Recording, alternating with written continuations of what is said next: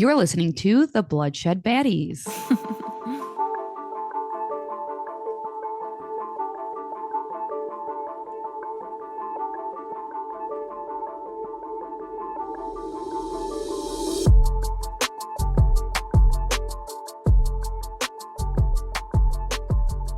Hi, I'm Lex. And I'm Sam. And I'm Pagan.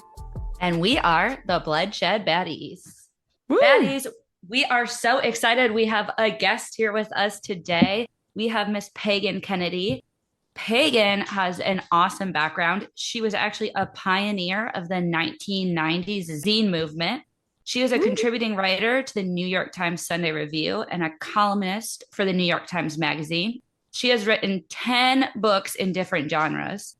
She is the recipient of a National Endowment for the Arts Fellowship in Fiction, a Sonora Review Fiction Prize, and a Smithsonian Fellowship for Science Writing. Her 11th and newest book was released this year, The Secret History of a Rape Kit.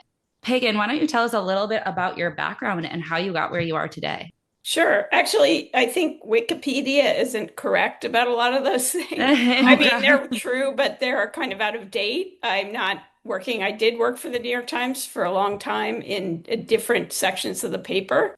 And I haven't written fiction in a bazillion years. I'm old, so I've done a lot of things. I became really a science journalist about 15 years ago and really focused in on I'm really interested in the politics of invention and design. So, that, and for about 2 years, I was what I called the who made that guy at the New York Times, where they would give me an object and I'd have to find the person who first conceived of it and write a story about it. And that was a really good education in how things get invented, how they come to be. So, That's so fun.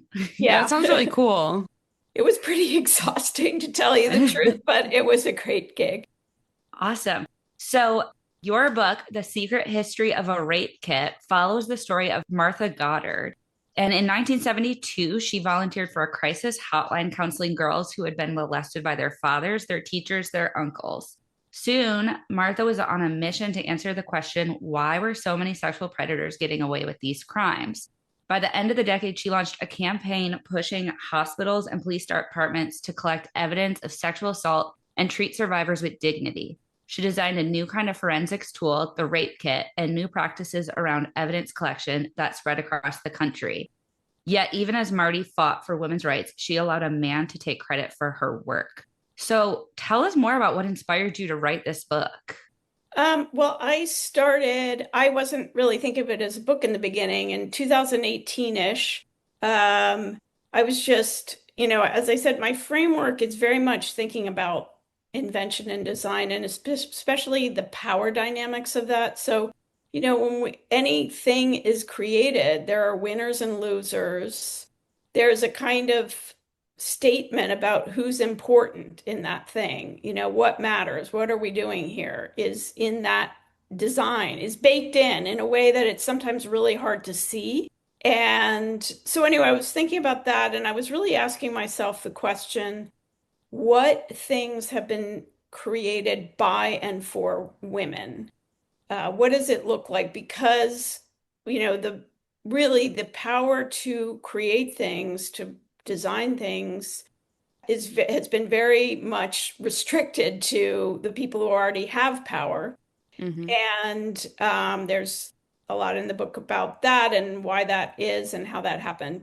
But I was thinking, well, if you give people who've experienced sexism or who have, deal with women's health issues or whatever, all the particular things that and again, trans women, non-binary too, I throw in there, as, of course, as people I'm thinking about in terms of what this kind of design would look like. And so anyway, I was thinking about this, and there's some interesting inventions like the sports bra and stuff that have really not received enough attention, but suddenly my attention landed on the rape kit, or the sexual assault examination kit.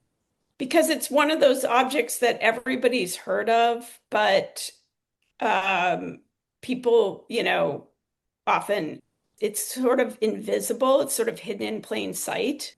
And in fact, when I do interviews, like usually the first question is, what is a rape kit? Which is kind of crazy because it's this national system of evidence, but people know very little about it. So anyway, I went looking so I, again, with my framework of being the who made that guy, I was like, I was really curious, how did this thing come into existence? Because, in theory, we have this system where a survivor would be able to go into any hospital and receive a very scientific and complete examination by ideally a forensic nurse.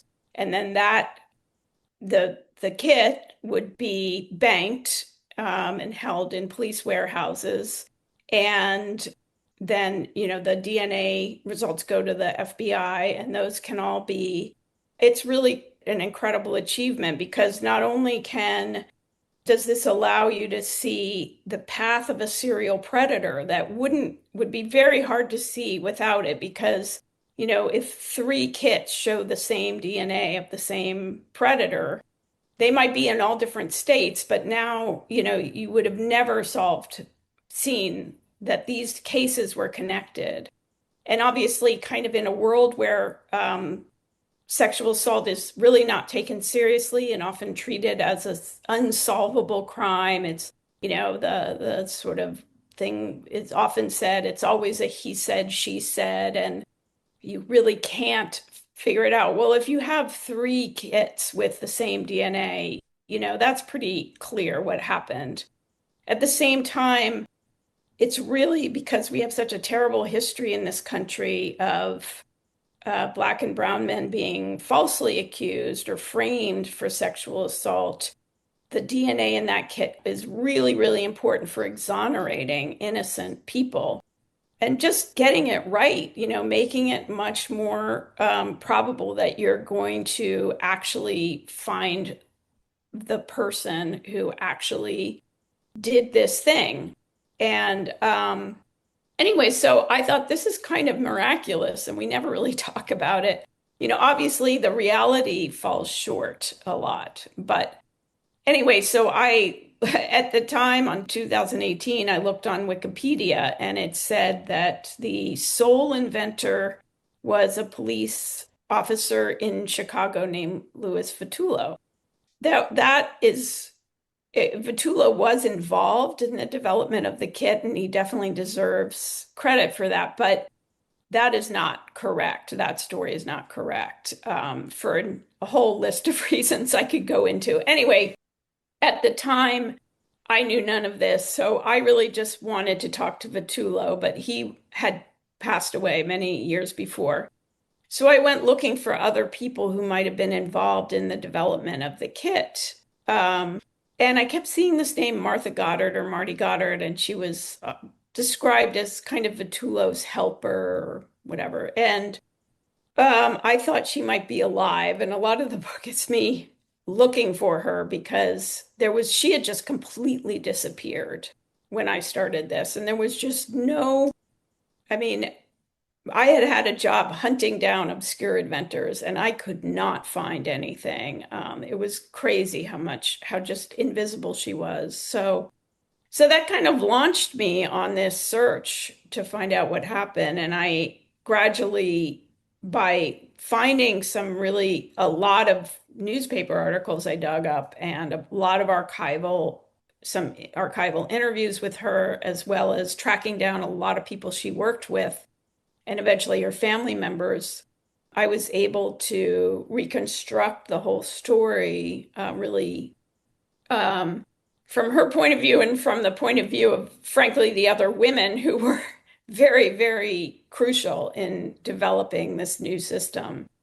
So I've talked for a long time and I haven't even gotten to the story, but the story is really amazing. And what you have to understand is in the early 70s, Part of what I tried to do in the book is just take you back to the early 70s so you understand how bad things were. And, unfortunately, we're kind of going back there in a number of ways. But at the time, marital rape was legal all across the United States, which meant that essentially the legal definition in marriage was that the wife's body was like the property of the husband. So whatever Oh, he did, short of violent, some kind of, I guess murder was illegal, but it was really not really based on these very old laws that had been around for hundreds of years that the wife belongs to her husband. And that really hadn't changed much. But, it's just so disturbing to see the police handbooks of the time saying that almost all women who accuse rape are just liars. And, so there was a very rudimentary system for collecting evidence of sexual assault, but mainly the police didn't because the idea was you couldn't trust what the survivor said. So, and it was the police officer had the power to just say, this is all a lie, or this person's not trustworthy, so we're not going to go forward at all. We're not going to collect any evidence. And so Marty Goddard came along at that time, and she fought not only to change that culture, but she was put on a task force in Chicago that gave her the power to talk to people in the hospitals and the crime labs and the police departments and really begin to dig into when they actually did collect evidence, why were they doing such a terrible job of it? And so that led her to, and the other thing that was incorrect that I found was there were sort of some rape kits here and there around the country, little like experiments with them, or it was not like a system at all. It was just like here and there might be. And they were like pretty terrible generally. The few that existed might be like I found the instructions to one and it said, if she's like a slutty prostitute, you don't need Oh to. my gosh. Yeah, yeah. Yeah, so it was the same kind of language was in the kits as in these training manuals and in the whole attitude.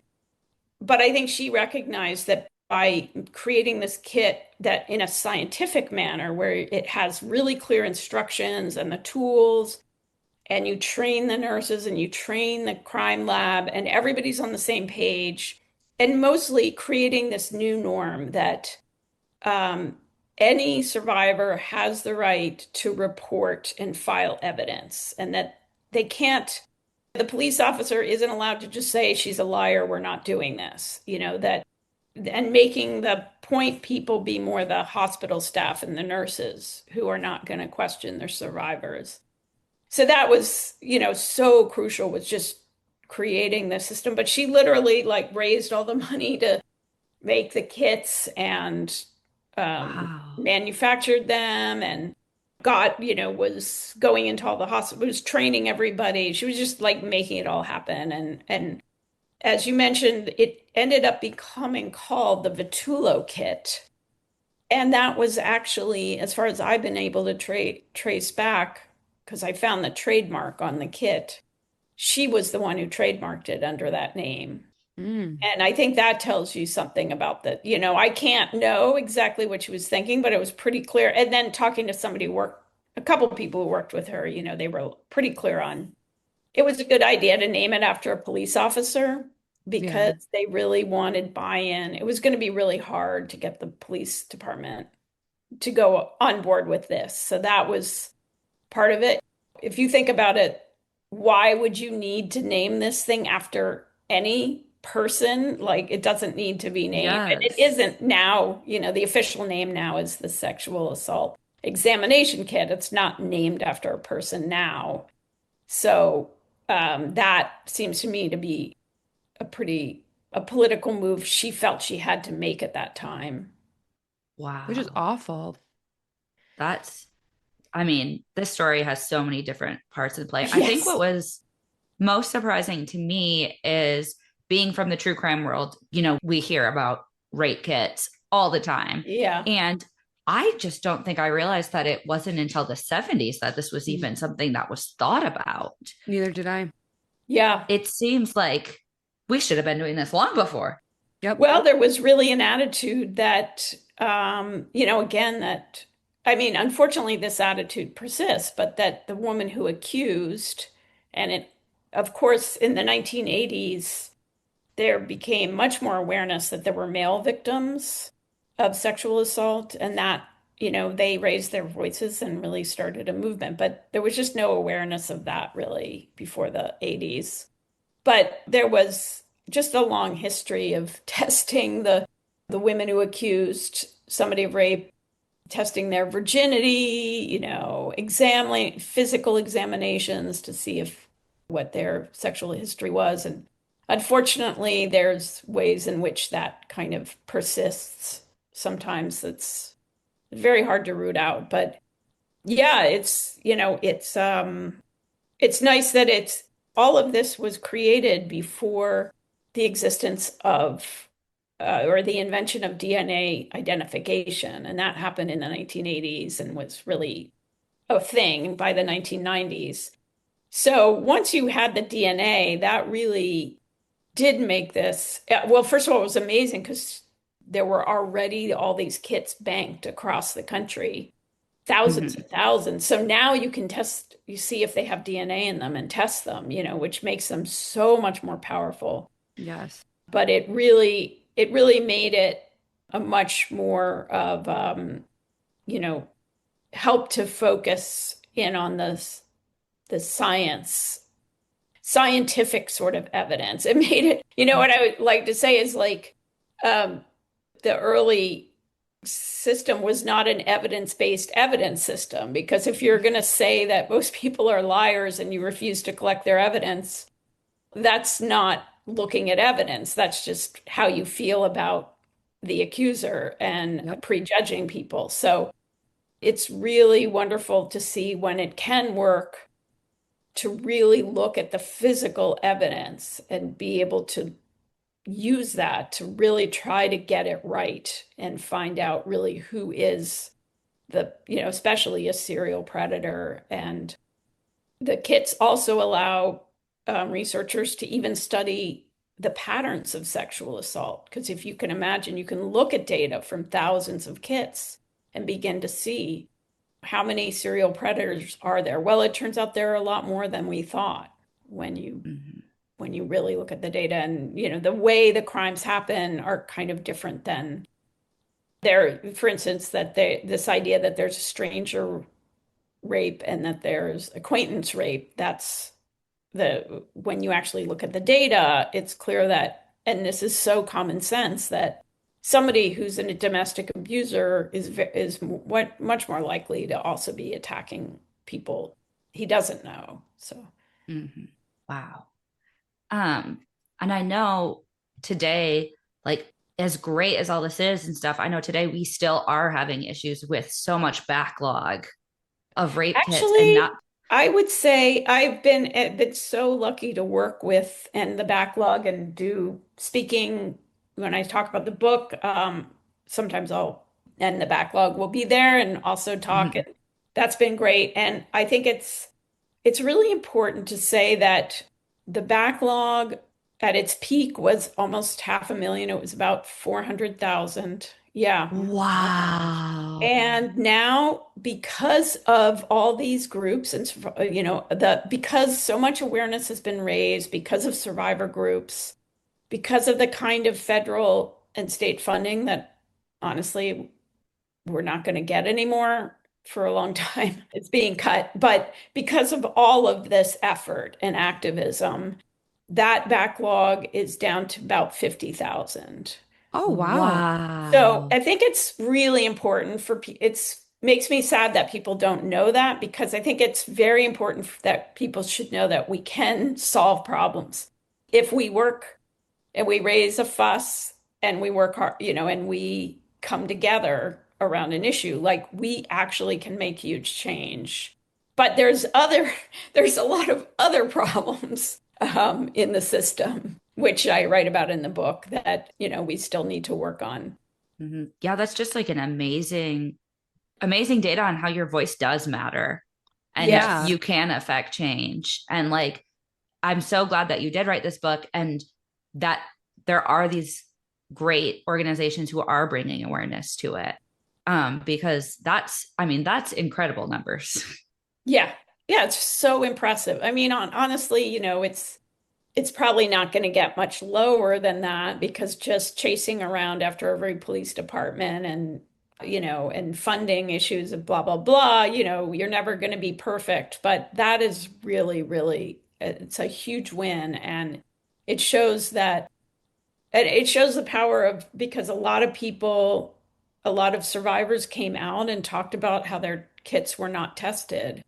And that had a big impact. Like you guys, everybody knows about the backlog. So we just need to spread the news that, like, I wouldn't say it's solved, but we've had a huge win there. Yes. That Yeah, is I so think, incredible. yeah, when you hear the number 50,000 at first, you're like, that's huge. But then when you explain it to where it was at this number, that's a lot better at like, wow, that's incredible. Like change can happen. Yeah, and out of that, 350,000, they've solved a whole bunch of cold cases. They've, obviously it's been really useful exonerations. And again, like I mentioned, the data, these researchers now have this like flood of data they can look at to see exactly what the patterns are and who is the most likely to be a serial predator, questions like that are really fascinating. And so That's important. Yeah. Yes. If you could talk to Martha Goddard, what is like one question you would have to ask her? I mean, I would just want to hear the full. I managed to find these rather obscure oral histories where she did tell her story, but I just would want to just sit her down and tell the whole story because I've had to I got a lot from that and a lot from all the other sources I mentioned. Mm-hmm. But I just would want to hear the story from start to finish because there's so many just pieces of it. And I would like to know, I mean, this is something she wouldn't have been able to explain, I think, but why she did disappear. She was very famous in Chicago and a real power broker. And then she just kind of fell off the map to the point where when I was interviewing people who worked with her in the 70s, they were like, I really want to talk to her. Like, if you find her, and tell me. They had not, these people who were really close to her. Wow. That's So, wild. and I have a lot of accounts of her kind of trajectory and how she started to flame out. But yeah, I mean, there's just so much more. I would just want her to fill in all those pieces of her life I couldn't quite fully, see. Yes. What is one thing that you want our listeners and the readers of your book to really take away from your book? So what I wanted you to take away, I would say the biggest problem we have now is access to the kit. So, I mean, I mentioned that the norm what is supposed to be that you could go, that this would be accessible for everybody. And the reality is not very many hospitals actually have the kits or offer the forensic exam. There are not enough forensic nurses. There's huge rural areas where, well, like you really have to have a car to get this, unless you live in a very big city. And you guys know emergency, you have to go to an room usually. I mean, different states have different rules. And that can take like 8 hours just waiting. And then the forensic exam itself is very thorough. It can take up to 5 hours. And then you might have to talk to a police officer. So you would, you would be doing this extremely traumatic process for 20, you could be, just doing this for a day or two straight.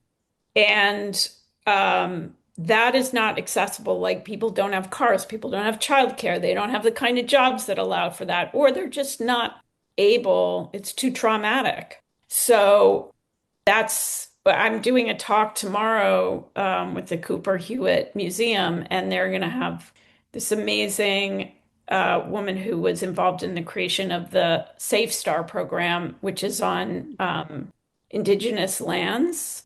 And they really have rethought the rape kit as for the way it would work inside indigenous lands. And they've managed to actually get sign off from forensic nursing groups and the FBI for this to be legal, which is really hard because it's very hard to make change in this area. But they managed to do it.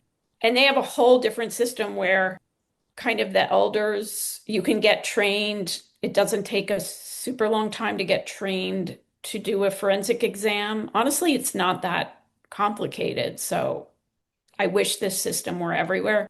And the kind of people that you would want to go to in a traumatic experience, are trained, the elders or trusted people in the community, and that have actually native medicines or medicines that are important to people in that specific location or inside the kit. It's very much designed by the community around not just how can we scientifically collect evidence in a way that's really rigorous, but what do our survivors need and how do they want to tell their story? And that's, I would love to see that everywhere. We're really, really far from that right now. But I'm just so inspired by that. And I think, there's also just huge potential. We have phones, we have telehealth, we have all kinds of digital tools now that might make this, again, completely rigorous and not, really great way of collecting evidence that could be so much less traumatic and more accessible. Now, exactly how that works, that's not for me to say. I think that would be I would love to see survivor groups come together and be at the forefront of the design. And, they could work, working with experts, obviously, but I think it should be survivors who are allowed to have a big say in how this is designed. I mean, so that's so incredible. I love that they're using trusted people in their communities. Yes. Because I think it is scary to go to a doctor that you've never met before. You don't know what they're going to feel, their opinions. Like, as great as it is that we've come further than the 70s, like, there's still people out there that hold the opinions that, like, oh, she said it, but who knows if it's true. Right. And there's so much, I think, variables in it, like you said, that I think it would be perfect to do survivor led. I love that idea. Yeah, it's hard because, I'm talking to a lot of forensic nurses now, and all kinds of funding is being cut just from what we do have. The systems we do have, and they're, wonderful, heroic people who are just hanging on the best they can and trying to serve the communities. But yeah, I think it's like the backlog problem. If people look at it, get involved, see it, what we were talking about, how the rape kit is this kind of weirdly invisible object. And so one of my goals with doing the book and then talking about it is just to have people know what it is and how it is supposed to work, how it fails, how it should work, how it could work, and then imagine, and then feel empowered to say, hey, it could work this other way that would be a lot better, or this is how I would want it to be. And so yeah, that would be great. I mean, I know there's a lot going on right now, and this is just one of the things. So it's a little hard to, but this is, I think Marty Goddard is such a great example of somebody who got in the weeds, solved problems. You kind of have to choose your battles of what things can be solved and what can't. And I think this is one thing that actually completely could be solved if we threw ourselves at it. I totally agree. And I love that. So where can our listeners buy your book? It's from, it's a Random House Penguin, Vintage, whatever book. So it's, bookstores, online, Amazon. Well, I guess you're supposed to not, I don't know, buy from the independent bookstores online or, yeah, it should be pretty available. And the audiobook is narrated by Claire Danes. So she Oh, does an cool. amazing job. So I would really recommend that. Very cool. That's We will definitely great. link all of that in our show notes for Yeah. you listeners. Yeah. And where can our listeners find you on social media? I am the only Pagan Kennedy on the internet, so it's pretty That's easy. awesome. Woo! Just search her up, guys. Yeah. Okay, Baddies, thank you so much for listening. Pagan, thank you so much for coming on and talking to us about this super important issue. I feel like inspired to make change now. I do too. It was incredible. Thank you. Thanks so much for having me. Okay, bye. Thank you so much, Pagan, for joining. Hopefully, you baddies will get her book. She is a baddie. She is incredible. And Martha is also incredible. So get that book and read it. We will link all of her below in the socials. Thank you so much for listening. Tune in next week. Don't forget to follow us on our socials too, baddies. Love you. Bye.